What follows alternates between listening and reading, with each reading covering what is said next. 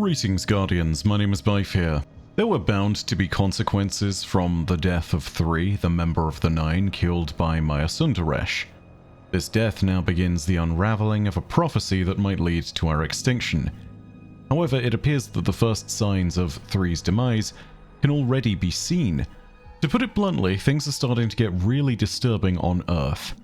I think we're starting to see the first indicators that our home planet is about to start unraveling. Some of the means by which this is happening is seemingly harmless. Some of it is biblical in nature. As more of this starts to mount over time, I think we're going to start seeing things lead to complete catastrophes. It isn't clear if this is the doom that 3 spoke of, but perhaps this is the start of it. So, where do we get all this information from? Well, it's the As Without lore book. This is a scattered but fascinating little thing. It's a lore book that basically compiles all the different datapad reports that you can collect in-game. This means that each entry is a little hard to follow, and it really jumps around paragraph by paragraph. The entries we're looking for predominantly come from the intercepted transmissions and reports from everyone's favourite Praxic warlock Doomslayer, Arnor Mahal. Arnor has been doing a lot in the background of the lore, and you can bet your bottom dollar that that's only going to be a trend that intensifies the closer we get to Renegades, given the involvement of the Praxic Order in that story as its Jedi equivalent. Arnor's reports here are short and scattered, as again is the nature of this lore, but they seem to refer to strange happenings across the system. These strange happenings can seemingly be split into 2 groups. Strange events involving the Vex, particularly Vex units that are starting to gain more individual characteristics, and the strange happenings on Earth that defy any explanation whatsoever. Today we're focusing on the latter. These discoveries all take place within the Curious Discoveries, Warped Mirror, Reconciliations, and Other Side lore entries. Luckily, we can easily pick apart the bits and pieces that are relevant to us, so what follows is all of that in sequence. The AM at the start of each of these notes certainly stands for Arnor Mahal, by the way, and is not an indication of AM or PM.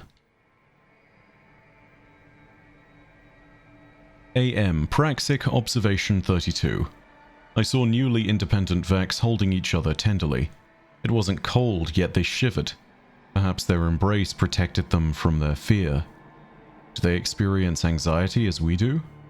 Fear the unknown? These are human emotions. Perhaps it's ridiculous to compare them. AM, Praxic Observation 35.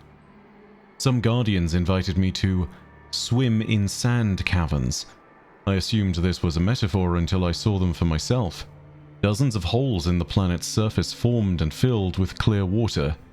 Enough secluded beaches for each Guardian. Full scans attached. Praxic Observation 42.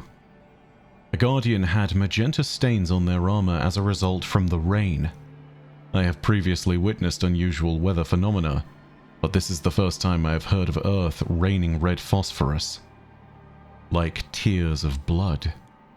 A mourning planet. Praxic Observation 51. Today I apprehended a Vex stealing from a vendor. During questioning, it spoke pure gibberish like it was making sounds and hoping for the best. I couldn't help but wonder if these new Vex are trying to get by like the rest of us. Praxic Observation 60. The shrill ringing of 3's final breath has eased into a low hum. Thankfully, its intensity is a decibel below most everyone's auditory registration. Strangely, it brings me comfort during quiet nights. A song of death brings more peace than silence of the unknown. Praxic Observation 68. There's an uptick of a dry cough among those residing in the tower, called the Keitel cough. It's a heavy hacking resembling the Empress's laugh. Though amusing, the tower's overall health has experienced a noticeable downturn. Only a matter of time before symptoms worsen. Praxic Observation 71. While hunting for the Keitel cough cure, I noticed masses of dense minerals moving without intervention. Stones sailing unimpeded across the terrain, searching for a heartbeat, the warmth of 3's core. Lost minerals lacking purpose. Perhaps we'll use them for medicine. Praxic Observation 77. The minerals are not a cure. The search continues. During testing, the sailing stones caused mini earthquakes that could only be felt within a 10-foot radius. Quakes would require 3 to live and shift the plates, which is clearly impossible. Back to the drawing board. Praxic Observation 79. The sailing stone earthquakes proved useful. They revealed rotten soil, which has modified our edible flora. Pollen now emits a small amount of dimethyl disulfide. It is astonishing that we haven't smelled it. We're modifying seeds in the tower now. I'm cautiously optimistic. So, what did we learn from all of those entries? Well, in summary, a lot of freaky stuff indeed is happening, and we should probably start to get a little bit concerned. Safely ignore observations 32 and 51 regarding the Vex.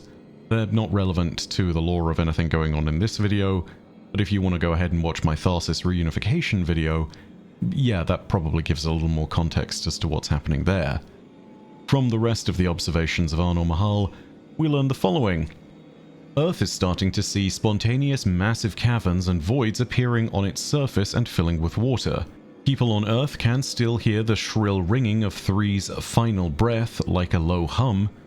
People in the tower have developed a notable disease, but this has also been accompanied by a general downturn in the health of everyone in the tower.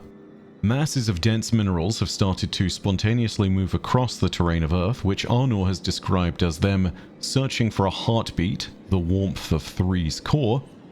Said stones then went on to cause tiny localized micro-earthquakes, which apparently should be impossible given that 3 is dead. The general soil of Earth itself is starting to become rotten, and is modifying edible plants, making them excrete gases with pollen, which they should not be excreting. This means that our food supply in the lost city is probably under threat. Oh, and as if that wasn't enough, it's raining red phosphorus on Earth, which Arno describes as literally raining tears of blood. So, you know, just a little concern. To put it into more basic context, you have famine, inexplicable earthquakes, the final breath of a dead god, sudden pits opening up in the earth, the general increase of disease, random parts of the planet moving for no reason, and tears of bloody red phosphorus raining from the sky. At this point I'm just waiting for the swarms of frogs, endless darkness, and the swarms of flies and gnats. And then, well, yeah, we have most of the plagues covered. All this is pointing towards the general notion that something is deeply wrong with Earth. And of course, it's all thanks to the death of 3, I think. There can be no doubt that the entire planet is going to hell in a handbasket, and there's nothing we can realistically do to stop it at the moment. As Alison Lurs said, it's not as though volcanoes are suddenly appearing on Earth, but things are going to happen, and it looks like these are the first indications of those things. Things are becoming bad. Here's the thing as well. Any one of these problematic instances in isolation would seemingly be worrying enough, but in combination, it's what makes them so deadly. You see, human society in any form is a precarious balance, and at current, any one thing like the shock of war, famine, disease, or anything else that we've just put on the list could lead to a really nasty societal collapse. However, when you combine multiples of them, you can start to see how things would turn from societal collapse to complete extinction. We saw how fragile our real-life civilization was back in 2020, when disease shut down the world. And you know, it feels like that's kind of what things are leading to in Destiny terms. However, in this instance, it's not just one disaster. It's 3, 4, 5, 6 equally devastating disasters happening all at the same time in slow motion. This is effectively what Earth is winding up to. Famine, pollution, natural disasters, disease, and the wailing echoes of a dying god. You might as well have the 4 horsemen of the apocalypse. Granted, we don't know if war is immediately coming to the last city, but all the other riders, Pale Horse included, are on their way by the looks of things. What's craziest about all of this is the simple revelation that comes from the new Renegade leadership as well, which is that Zavala and the rest of the Vanguard have made a daring decision, one that is potentially very risky. They have chosen to limit the knowledge of 3's demise and the prophecy of extinction that it spelled out. Only those within Vanguard command meetings and those of us who actually witnessed the vision managed to see and learn of this. The individuals in the Lost City, even though they are at risk, do not know. I can understand making a decision like this. Causing widespread panic is probably not conducive to the rest of human society and the general goings-on of what we might need to combat this. But I do also have a horrible feeling that that's a decision that's going to come back to haunt us sooner rather than later.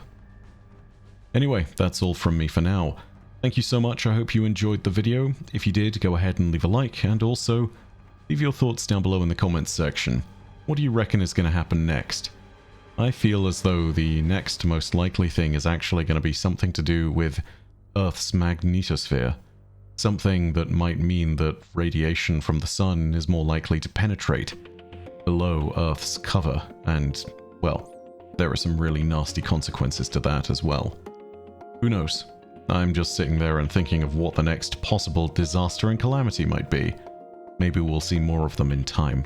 If you want more lore from universes near and far, go ahead and hit subscribe and the bell next to subscribe to turn on those email notifications. But as per usual, know that your viewership as always has been quite enough for me. And that in the meantime, my name is Bife. Per audacia ad astra. I'll see you Starside.